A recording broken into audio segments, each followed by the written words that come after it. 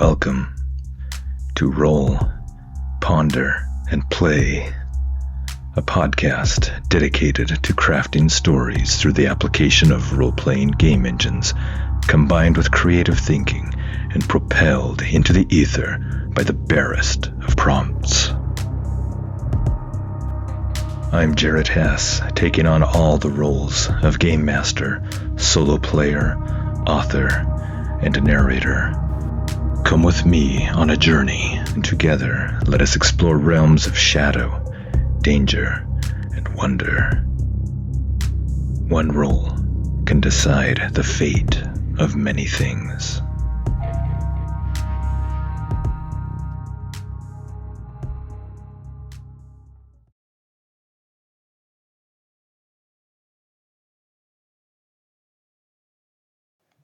Welcome to episode 15 of the Queen of Shadows podcast on Roll, Ponder, and Play. I'm Jared Hess, your friendly neighborhood game master, solo player, author, and narrator. In our previous episode, Eilwen, Aron, and Kyffin continue to press through the pass, but the constant snow combined with blasting winds strong enough to strip shards of ice and flakes of sharp rock from the narrow canyon walls forces them to look for shelter or be flayed and frozen alive. They find a crumbling tower and hurry inside, grateful for the protection it offers from the slashing winds. However, inside they find Edris, a once human man, but now a creature of darkness and driving need, a husk whose humanity is consumed and sacrificed to his soul-rending pursuit of dark powers. On his arms are perched two large bat-like creatures with dagger-shaped leather wings and vile elongated jaws filled with needle-like teeth. Edris invites them to feast, and Eilwen drops her torch in despair. As we begin this episode, Eilwen's stats are Edge 2, Heart 1, Iron 1, Shadow 3, Wits 2. Current assets: Archer, initial box; Cutthroat, initial box; Shadow Walk, initial box; Duelist, initial box. Current statuses: Supply, 5 out of 5; Spirit, 3 out of 5; Health, 3 out of 5; Momentum, 9 out of 10. Current debilities: none. Current unspent XP, 0. And now, on to episode 15 of Queen of Shadows.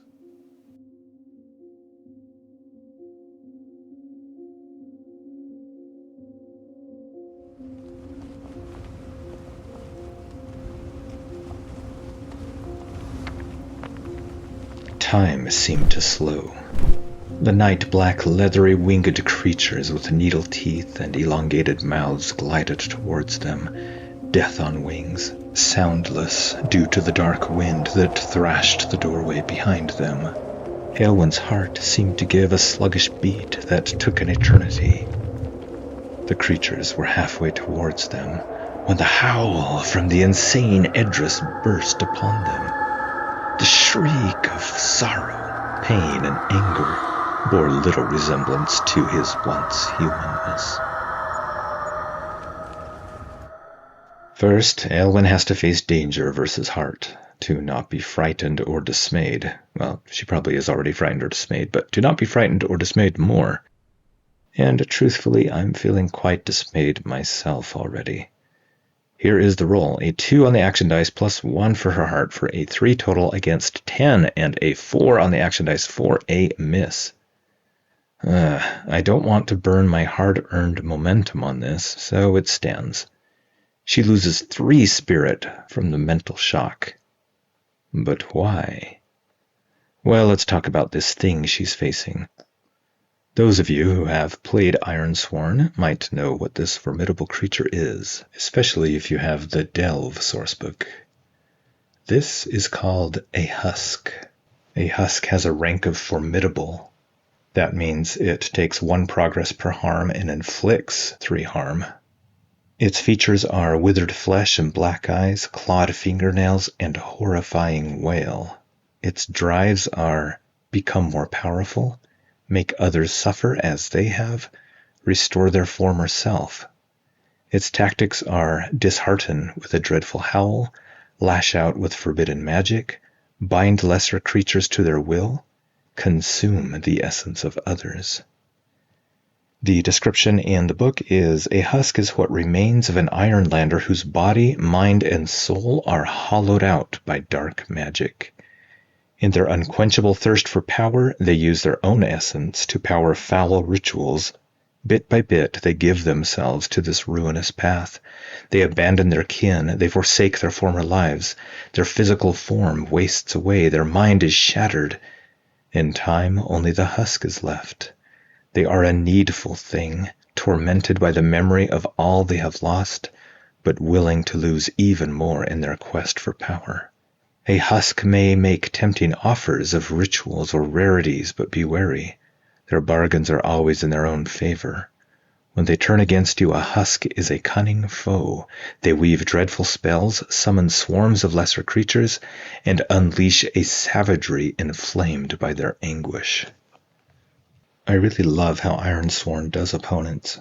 All you need is a rank of troublesome, dangerous, formidable, extreme, or epic, a few bulleted descriptions of features, drives, and tactics, and you're done.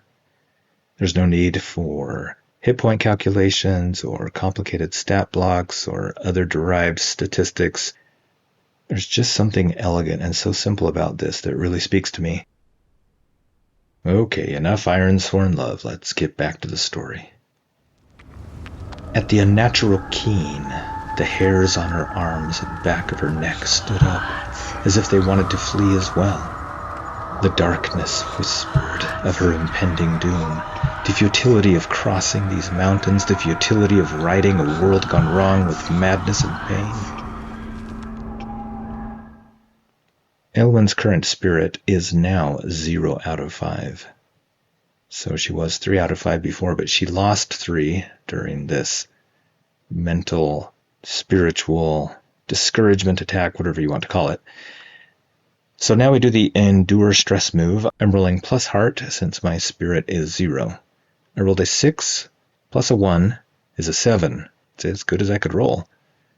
And I get a 6 and a 9 on the challenge dice. Well, it's not great. It's not good. I rolled as well as I could.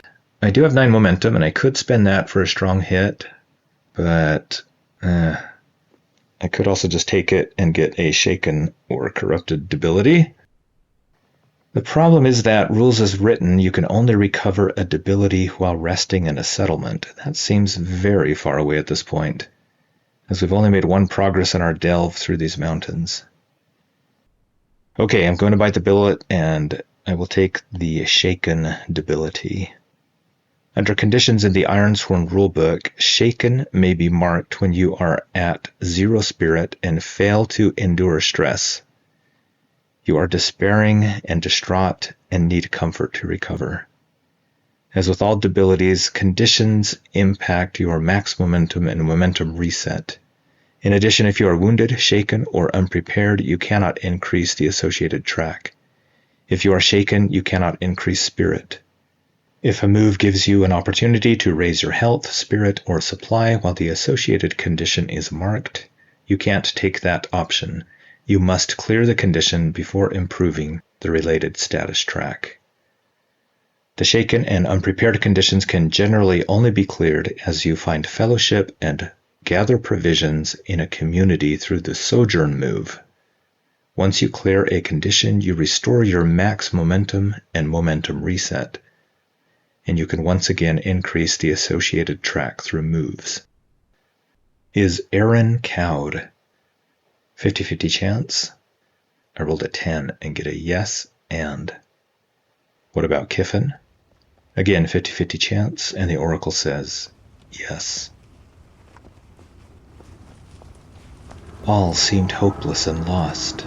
Eilwen fell to her knees and felt the stone floor beneath her. She saw broken furniture catch aflame. She dropped her bow. She wanted to howl with the madman and dance in the freezing winds outside.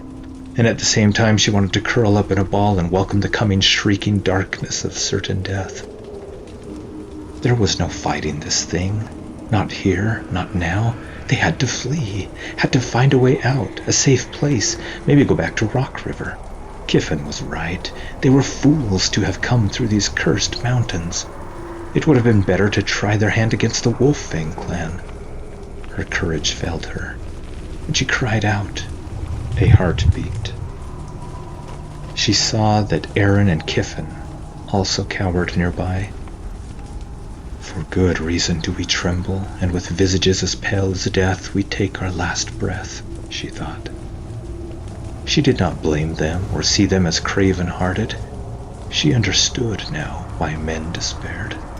She saw the dark underside of hopelessness, and saw the truth of a chaotic universe threatening to destroy her life, her mind, her very soul.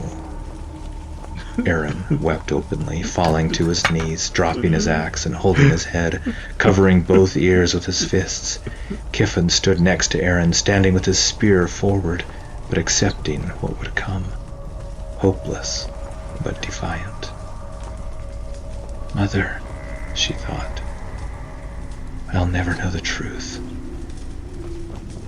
The hollowness of not knowing threatened to consume her.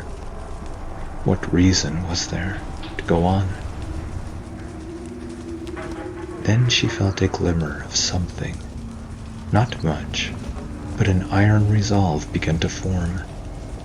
Though she trembled in fear and loss, her mind caught hold of that little girl, remembered the green dress, the wrongness of the iron box filled with white dust, and thought of the death of the innocent. The thought of an endless nothing awakened a faint glimmering flame inside her. She would not give up. She gritted her teeth and snapped her eyes open. Could not.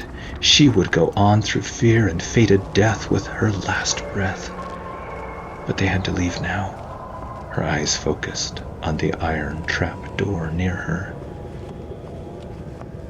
All that in an instant, as the gliding creatures, silent and dark, came at them. No! She shrieked in defiance and stood up, and the mental attack pulled back for just a moment. Aron! Kyffin! This way! We must flee! Her scream jerked Aron and Kyffin to remembrance, to the present. On trembling legs, she ducked, weaved, and stumbled to her knees at the trap door, grabbing her weapons. She yanked at the iron handle, pulling up on the door with all her might. Is it locked? 50-50 chance, the oracle says no. With a wrench it opened in a squeal of rust-stubborn hinges. She caught a glimpse of a natural cavern perhaps 20 feet below and an iron ladder going down. Her companions, Aron behind her, trailed by Kyffin, barreled towards possible freedom. Okay, this is going to be a face danger plus edge to escape the husk and its winged companions. Okay, I rolled a 6 on the action dice, plus 2 for her edge for a 8 against a 7 and a 6 on the challenge dice for a, a strong hit. We needed that. Plus 1 momentum. Her momentum is now a 10 out of 10. About her, wings of death buffeted her, and dark, needled jaws mawed for her blood. The cackling of unhinged madness crashed a dark ocean of incessant pain and hunger that, given time, would wear away all resistance. She dropped inside and slid down the ladder, and her 2 companions followed. The iron door crashed shut above them, and she heard Aron and Kyffin sliding and stumbling after her, colliding into her in the darkness. She felt their ragged breathing around her. Above them, beyond the door, she heard shrieking. Okay, she's okay, but did the others get out unharmed? Let us ask the oracle. I think there's a 50-50 chance that they do, and I get a no and. Okay, I think this means they're both hurt, but I'll say that it's Kyffin who is in the very rear who gets the worst attack. What I'll do is I'll roll damage for him, and whatever his damage is, I will adjust that damage for Aron accordingly and make it 1 step higher, whatever that is. Okay, so I'm going to use the physical damage roller on rpgsolo.com. It's the get damage button to see how bad this is, and it rolls a 1d20, and I will add a +4 modifier to reflect the danger from the attack. And I rolled a 2 plus a 4 for a 6, which was a very lucky roll, and the description is negligible. Nick, scratch, bruise. So that's the kind of damage that Kyffin took. I'll say Aron took the same, but his armor largely protected him from anything terribly harming. So that was quite lucky. "What was that thing?" Aron asked. "Kyffin," she stammered, her heart hammering in her chest, with a need to run and get as far away from the thing above as possible. Your spear." She ignored her brother's question. Here," he croaked, and she felt the rough grain of the spear's haft. She found the ladder, saw faint light through its grate and around its edges, and heard the sounds from up above. She clambered up, heard the shrieking as the madman above tried to open the grate. She pulled on the handle and climbed back down. Then she jammed the spear crosswise through the handles on the door's underside, barring the door. The shrieking grew louder, more manic even if that was possible. She slid back down the ladder. "I barred the door. It should hold him for a time. Quickly, torches!" They dug through their packs, and with quick strikes of flint on their oil-fueled brands, they lit their torches. "Is everyone well?" "Physically, well enough," Aron grunted. Did Aron remember to pick up his axe? I think that is somewhat unlikely. The Oracle says yes, but I can't think what that but would be, so I'll just treat it as a normal yes. He clung to his axe in a white-knuckled grip, and above him he heard a banging on the iron hatch. The cavern room was littered with broken crates, boxes, and full of cages. The cages had old bones of animals and humanoids. Their torches cast eerie shadows as they saw skeletons of animals twisted and combined together. The skull of a giant cat of some kind mixed with the torso and legs of a humanoid figure. It seemed to stare at them with alien eyes. "What was that thing?" Aron asked again, backing away from the cage. Eilwen saw a half-ruined table with yellowed parchments with diagrams showing strange and unnatural alterations, aberrations, and unfathomable creations. She saw a drawing of a giant creature with a shell, a turtle? But no, it would move much more quickly than that with all those legs and its long body. She wasn't sure, but whatever it was had a mass of tentacles sprouting from its maw. This place felt wrong and dark. He was experimenting on animals and people. I think he can create monsters. I think something like that made that corpse on the rock we saw a few days back. And she pointed to the drawing of the giant, tentacled creature. "Night's beneath," Kyffin swore. "It has sucked that being dry of blood and taken its heart." "Not to mention sucked out its entrails and eyes," Aron added darkly. Eilwen grabbed a pile of papers and an old half-ruined book eaten through with mold and time. She stuffed them into her back and they moved on. She didn't know what good it would do her, but maybe Edris not having them would do some good. "Best if he doesn't have his notes," was all she said to her companions, who nodded in agreement. The cavern ended, leading to a natural passageway that led away from the awful room. They found it and followed it deeper into dark passages that must have riddled the mountain. They followed a hewn passageway that ran straight in one direction away from the room. It opened into another cavern with a half-dozen other passageways, some natural, some hewn, branching off. "Eilwen," Aron said, breathing hard. He caught her arm as she started to take the right passageway. We don't know where we're going," Aron said heavily. "Did you find a map?" 50-50 chance that there is a map within all the notes she has. And I get a no. She quickly searched among the papers, and she shook her head. Aron swore. Heralds beneath. Kyffin sniffed and wiped his nose on his sleeve. They could hear the faint sound of dripping water. Thankfully, the underside of the mountain was not as cold as above the mountain. Okay, they will have to continue their delve through the underside of the mountain. I will change the theme and domain cards to reflect the change in environment. I can see this as a corrupted ruin that they are in right now. Who knows, maybe they'll find a way out. At least it won't be as cold down here. Okay, her stats at this time are Edge of 2, Heart of 1, Iron of 1, Shadow of 3, Wits of 2, Health 3 out of 5, Spirit 0 out of 5, Supply 5 out of 5, Momentum 10 out of 10, Debilities Shaken, and Failures 11 out of 24. This is an optional experience point rule that I'm taking from the Delve book. Once you get past 24 marks, you can try and roll to earn a little extra experience.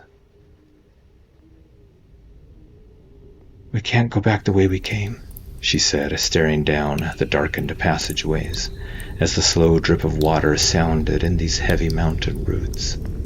She listened and could not hear the slightest murmur of the scouring wind above her, nor the screaming threat of the being who hunted her. Blessings, to be sure. Listen, she said. Do you hear that? Hear what? Aron asked. I only hear the dripping water. Exactly. There's no wind down here, and it's warmer. This is our path, our way forward. Are you sure? Oh, it's better than facing him again, she said darkly. And maybe, she added to herself, if they were lucky, through these dark depths they'd avoid Edris and his minions altogether. Aron grunted. Fine. Which way then? Which way indeed? She stared down the darkened passageways. She didn't know. And the darkness that yawned in front of her kept its own counsel. She was already lost, and they had barely even started.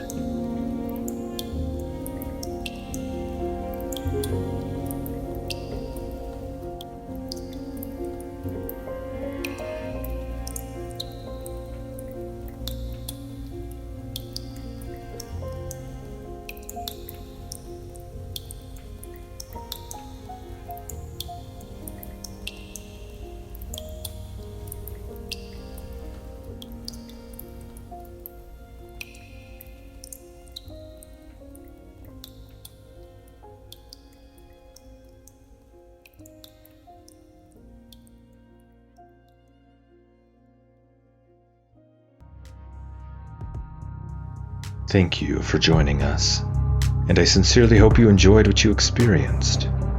If you would like to support Roll, Ponder, and Play, you can do so in a number of ways. You can give the show a positive review on your podcatcher of choice. You can share the show with your friends and family and on your socials. Nothing beats word of mouth as a way to bring in new listeners. You can join my Patreon at patreon.com/Roll, Ponder, and Play. There you can find show notes and transcripts, as well as other projects I'm involved in. And paid subscribers get access to subscriber-only episodes, shows, and other content. Finally, you can simply reach out to me and say hello. Comments from you are what inspire me to keep doing this, and I'd sincerely love to hear what you think of the show. To do so, you can find me on my Patreon, or on Discord at Roll, Ponder, and Play, or by email at rollponderandplay@gmail.com. Until we meet again on Roll, Ponder, and Play, may your own dice rolls ever bring you success.